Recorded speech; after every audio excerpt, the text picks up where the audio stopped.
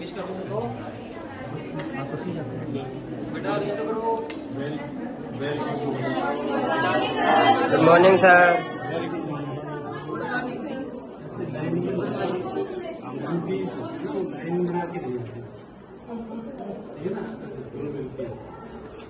ऐसे गुरु मिलते हैं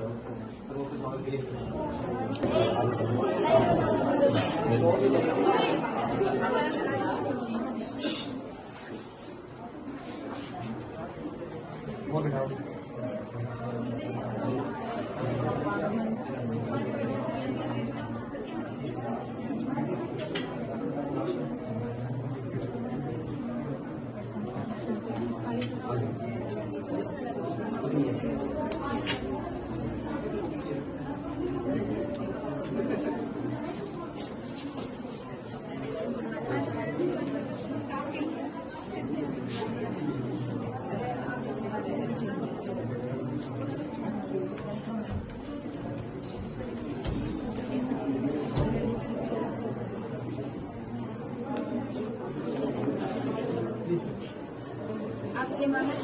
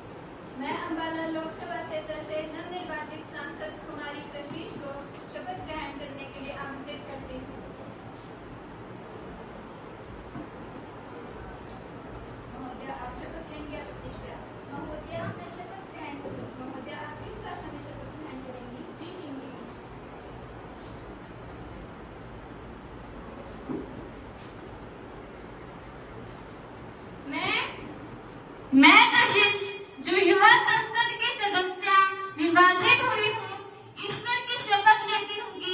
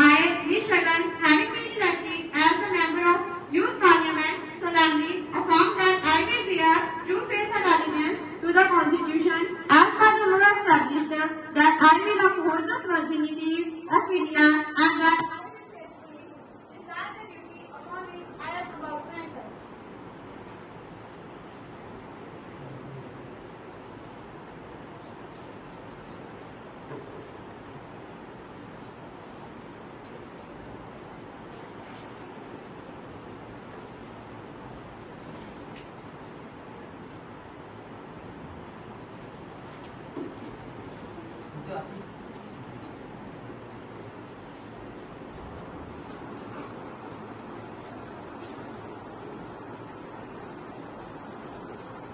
मैं अमृतसर लोकसभा क्षेत्र से नवनिर्वाचित सांसद मिर्च खुशबट को शपथ ग्रहण करने के लिए आमंत्रित करती हूँ।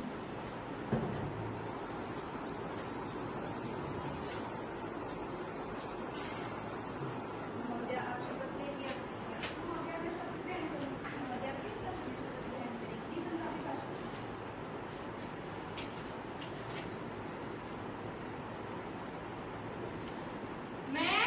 मैं मिस खुशबन जो युवा संसद की सदस्य निर्वाचित हुई हाँ ईश्वर की शपथ लेनी आपकी मैं विधि वालों स्थापित भारतीय संविधान के प्रति श्रद्धा रखूंगी।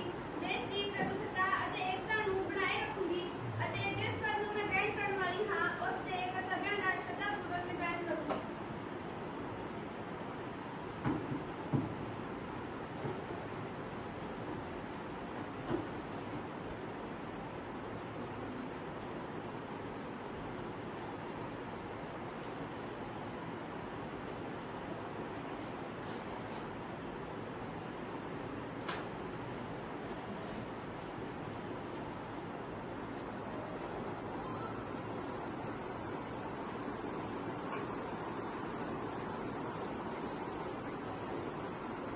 माननीय सभासदों, आज मानसून सत्र का प्रारंभ हो रहा है। अतः सर्वप्रथम मेरा यह कर्तव्य बनता है कि मैं हाल ही में हुई राजस्थान में के झालावाड़ क्षेत्र के एक सरकारी स्कूल में हुई दुर्घटना से सदन को अवगत करा दूं। माननीय विद्यार्थी किसी भी राष्ट्र की नींव होते हैं। निसंदेह जो दुर्घटना झालावाड़ में हुई उसकी प्रतिपूर्ति नहीं की जा सकती, परंतु फिर भी हमेशा हमें खेद रहेगा कि हमारे देश का भविष्य दीवारों के मलबे के नीचे दब गया। इसके प्रशासनिक, सामाजिक, आर्थिक चाहे जो भी कारण रहे हो, संसद उसकी पूरी विचेतना करेगी। परमात्मा मृतक बच्चों की आत्मा को अपने चरणों में स्थान दे। मैं उनके निधन पर गहरी संवेदना प्रकट करती हूँ तथा शोक संतृप्त परिवार को संकट की घड़ी से उभरने की भगवान से प्रार्थना करती हूँ। माननीय अध्यक्ष महोदय, निसंदेह माननीय अध्यक्ष महोदय, निसंदेह विद्यार्थी राष्ट्र के पूंजी होते हैं और आज झालावाड़ में विद्यालय की छत गिरने के कारण हमने अपने देश की अद्भुत संपदा खो दी है। मैं समूचे राष्ट्र की ओर से दिवंगत आत्माओं की शांति के लिए परमपिता परमात्मा से प्रार्थना करती हूँ। माननीय अध्यक्ष जी, दुर्घटनाएं तो प्रतिदिन होती हैं, परंतु वर्तमान में जो यादव घटना घटी है वह मात्र दुर्घटना नहीं अपितु राष्ट्र को अपूर्ण क्षति है। अनेक माओं ने अपने लाल इस हादसे में खो दिए हैं, जिनकी पूर्ति तो नहीं की जा सकती, परंतु हम ईश्वर से दिवंगत आत्माओं तथा शोक संतृप्त परिवार को दुख सहने की क्षमता प्रदान करे, ऐसी प्रार्थना करते हैं। अब सभी सदस्यगण खड़े होकर 2 मिनट का मौन धारण करेंगे। सदों में बांटा जाए। जी अध्यक्ष महोदय, प्रश्न सूची व आज का एजेंडा सभासदों में बांटा जा रहा है।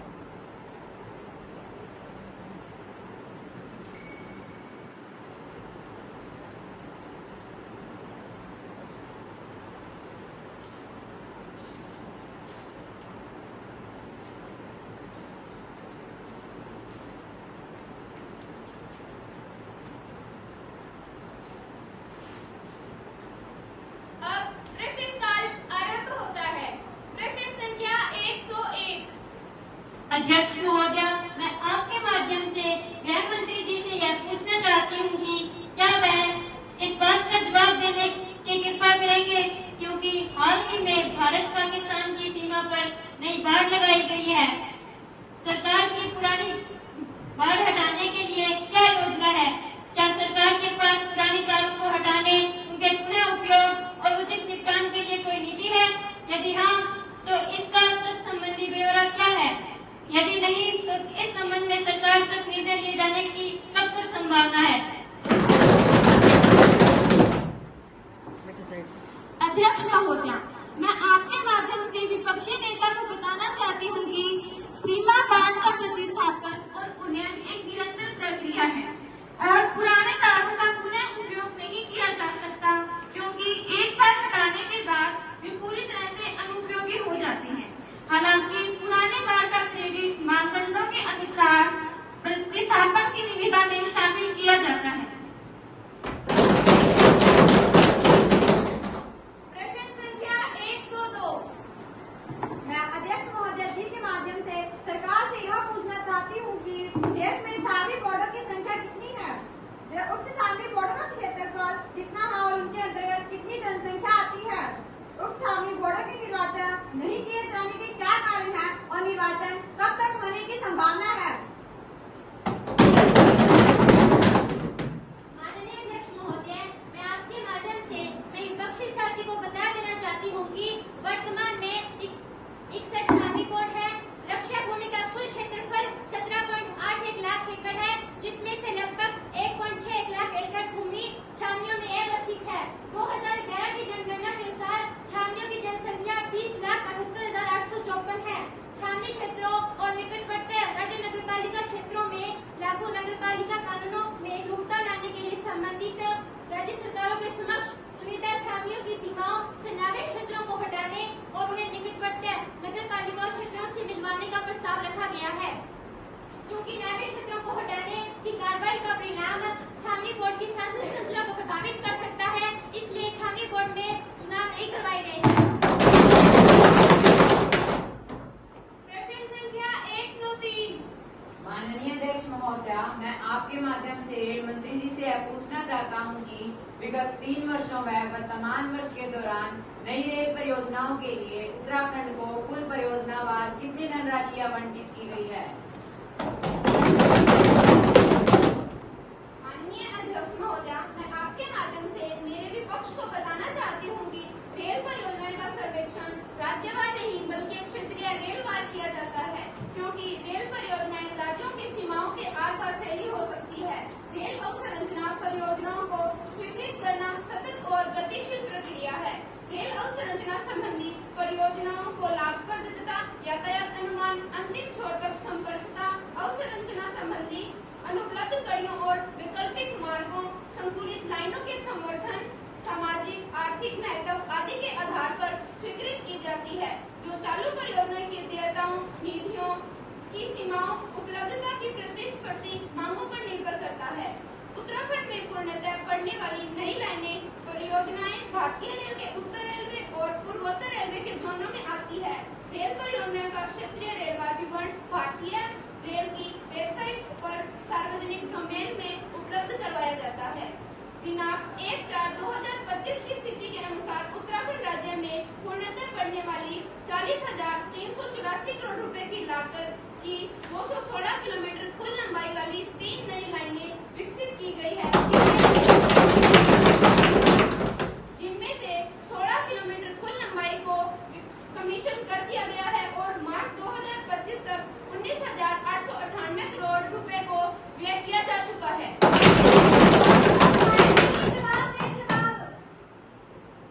प्रश्न संख्या 104। अध्यक्ष महोदय, मैं आपके माध्यम से विदेश मंत्री जी से यह पूछना चाहती हूँ कि क्या हिंद महासागर क्षेत्र में चीन की बढ़ती स्थिति भारत के लिए एक रणनीतिक चुनौती है, और यदि हाँ तो तत्संबंधी ब्यौरा क्या है।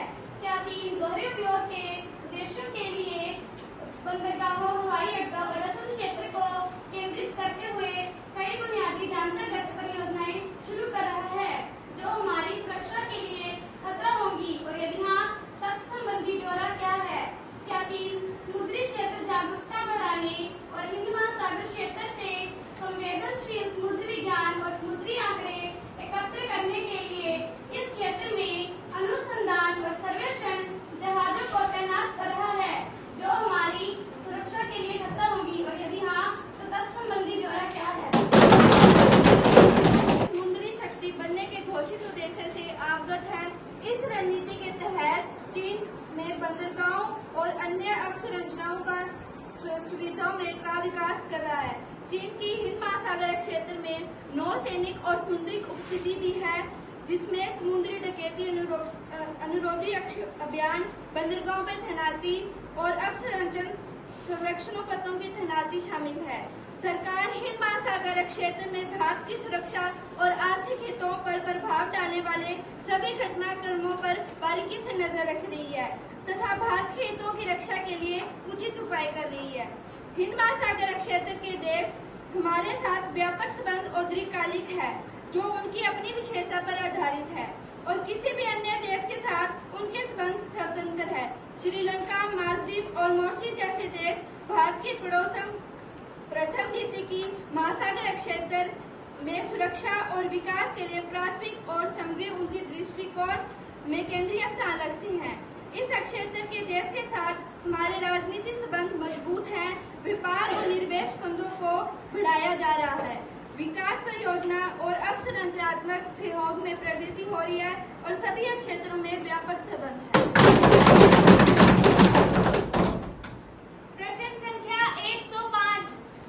माननीय अध्यक्ष महोदया, मैं आपके माध्यम से सरकार से यह पूछना चाहता हूँ, क्या देश में 3000 रुपए देकर 200 फेरे लगाने के लिए फास्टैग आधारित वार्षिक पत्र प्रणाली पर विचार किया जा रहा है? यदि हाँ, तो आम जनता को होने वाले लाभों का ब्यौरा क्या है, उसे कब तक लागू किया जाएगा? क्या यह प्रणाली राज्य सरकारों के राज्य एक्सप्रेस मार्गों पर भी लागू होने की संभावना है? यदि हाँ, तो इस संबंध में केंद्र सरकार द्वारा क्या निर्देश जारी किए गए हैं? यदि नहीं, तो इसके क्या कारण है?